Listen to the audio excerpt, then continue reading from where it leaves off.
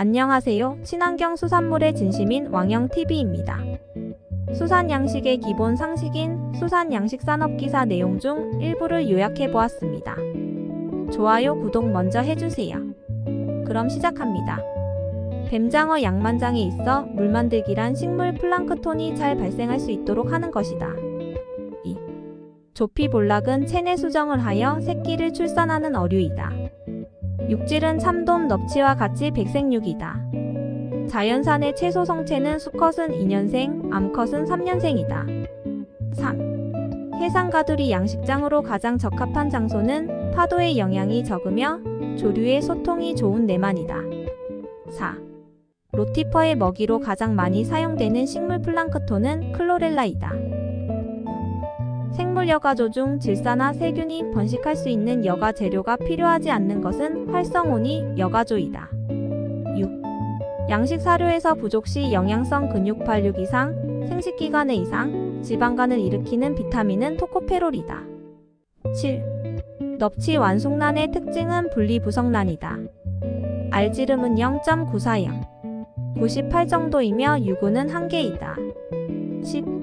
미꾸라지 인공체란에 쓰이는 용액은 링거액, 뇌하수체 호르몬, 식염이며 칼륨 용액은 사용되지 않는다.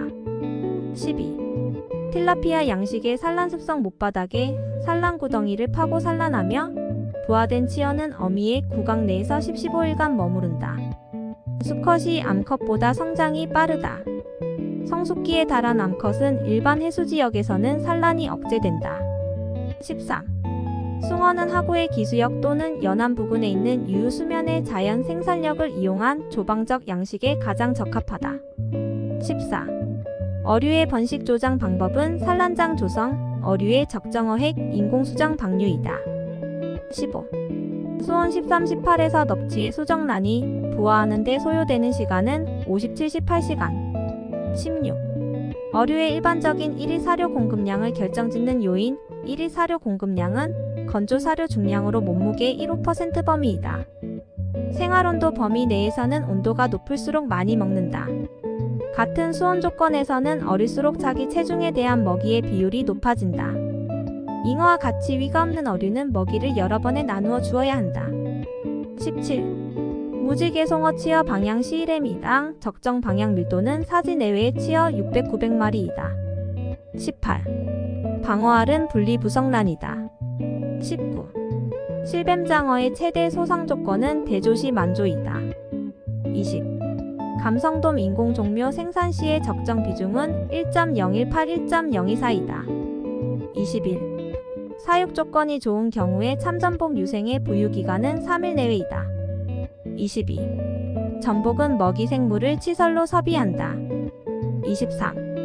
통영 연안에 있어 참굴의 단련 종묘를 만들기 위한 단련에 가장 알맞은 노출 시간은 5-6시간이다. 24. 우리나라 연안에 서식하고 있는 보리새우의 주 산란기는 7-8월이다. 25. 소라의 방란, 방정이 이루어지는 시기 중 성기의 수온은 23-24이다. 26. 정상적인 경우 우렁생이 체란에서 부착할 때까지 소요되는 기간은 2일이다. 28. 보리새우류의 미시쓰기 동안 탈피하는 횟수는 3회이다. 29. 부착 치폐수를 조사할 수 없는 종류는 바지락이다. 30. 피조개는 우리나라의 산업적인 고막류 가운데 가장 깊은 곳까지 서식한다. 서식 수심은 간조선으로부터 50m 내외까지이다. 주 산란기는 대체로 8-9월 사이이다. 31. 천혜의 생태구역 중에서 양성장으로서의 이용률이 가장 낮은 곳은 아천해대이다. 32. 참굴 종묘의 정기체묘 실시 시기는 수온 상승기의 전반기이다. 33. 참굴 수화식 양성의 장점. 성장이 비교적 빠르다. 저질에 매몰되거나 해적생물의 피해가 적다. 해면을 입체적으로 이용할 수 있다. 34. 전복이 상처를 입을 경우 가장 치명적인 부위는 중앙부 중간이다. 35. 일시부착성 페류로만 묶인 항목은 피조개 비단가리비이다. 36. 인공체묘 후 수화식으로 양성하는 종은 우렁생이이다. 37. 대압의 이동이 가장 심한 경우는 수온이 높은 시기와 유속이 빠른 때이다. 38. 삼가리비는 한류계로서 우리나라 동해안과 일본에 분포한다. 주로 많이 서식하는 수심은 20-35m이다. 부유유생이 많이 발생하는 곳은 연안반류에 의해 와류가 생기는 곳이다. 39. 말똥성게의 먹이 가운데 먹이 가치가 가장 우수한 먹이는 파래이다. 40. 굴 양식장의 노화 방지 대책은 밀식 방지이다. 41. 김해 조가비사 상체 체표를 위한 조절. 수온이 2123가 되도록 온도 처리를 한다. 2003철럭스의 밝기로 80시간 광선 처리를 한다. 비닐 주머니에 넣어 -10가 되도록 동결 보존한다. 42. 다음 해조류 중에서 한천의 원료는 우뭇가사리, 꼬시래기, 불등 풀가사리이다. 모자반은 사용하지 않는다. 43. 염성이 약한 김은 어떤 흰개병에 강하다. 44. 다시마 양식 중 처음부터 너무 많이 솎아내면 경합이 없어서 성장이 나쁘다. 46. 김 엽채의 성숙 상태를 육안으로 판별하는 기준은 웅성부는 황백색이고 자성부는 젓갈색이다. 48. 미역의 초기 배양에 관한 설명. 배양을 시작할 때의 조도는 5000-6000 럭스 정도가 필요하다. 채묘틀은 광선을 균일하게 받을 수 있도록 일주일에 1회 정도 채묘틀의 상하를 바꿔준다. 물갈이는 처음에 채묘 3-4일 후에 갈아주고 그 후 70일에 1회 정도로 한다. 49. 빈발의 냉장 시 씨발을 건조시키는 주 이유는 세포 내의 결빙 예방 목적이다. 50. 청각의 종묘 생산에서 채묘 대상이 되는 것은 암수 배우자의 접합자이다. 51. 다음 중 풀가사리의 생장과 착생에 있어 가장 적당한 노출 시간은 4-5시간이다. 52. 김조가비사 상체에서 황반병의 특징. 주로 고수온기에 발병된다. 전염성이 매우 강하다. 호염기성 세균이 원인으로 알려져 있다. 53. 미역 양식 관리 중 12월에는 수심을 1.5m로 유지한다. 54. 알긴산의 원료로 사용되는 해조류는 다시마이다. 56. 냉장 김발 제작 시 김 엽채의 수분 함유량은 20-40%로 하는 것이 좋다. 57. 해조류 중에서 PHYCOBILLIN 색소를 갖는 종류는 홍조류이다. 58. 바다식물문 중에서 엽록소어와 실을 가지는 계열의 해조류는 갈조류이다. 59. 참김의 영양 번식 관계는 251 크기의 유아기에 한정된다. 60. 미역의 포자엽 고르기에 대한 설명. 가급적 크고 두꺼운 것이 좋다. 다갈색이나 흑갈색이면서 가장자리에 색깔이 짙은 것이 좋다. 심한 풍파가 있었던 직후의 포자엽은 좋지 않다. 61. 수산생물의 호흡으로 수중의 이산화탄소량이 증가하면 수질이 산성화된다. 63. 수산생물의 생식도 속도 조사를 통하여 산란기, 산란장, 포란수, 재생산력 등을 구명하는데 여기서 사용되는 생식선 속도 지수를 나타내는 영문 약자는 GSI이다. 64. 극피동물에 있어서 관족의 주기능은 배설, 섭식, 이동이다. 번식은 아니다. 65. 어류 중 방패비늘을 가지는 어종은 괭이상어이다. 66.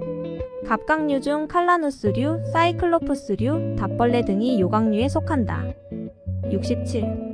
일반적으로 열대성이며 협온성 어류는 다랑어류이다. 68. 외양에서 서식하는 유형 어류의 주 특성은 계절 해유를 하며 군수쿠를 이루고 있고 부유생물을 먹이로 한다.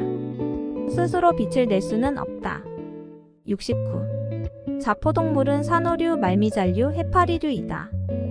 해멸류는 자포동물이 아니다. 70. 규조류만으로 묶어진 것은 스켈레토네마 마이너스 멜로시라 리조솔레니아이다. 71. 직장호흡을 하는 종은 개불류이다. 72. 일반적으로 1회 산란으로 생애를 마치는 종은 연어, 문어, 칠성장어이다. 참복어는 아니다. 73. 북방고온대 연안 바다숲 해중림의 주된 해조류는 갈조류이다. 74. 어류의 체형 중 측편형은 넙치, 전어, 참돔이다. 양태는 측편형이 아니다. 75. 대합과 대합 속에서 발견되는 대합 속살이개는 편리공생 관계이다.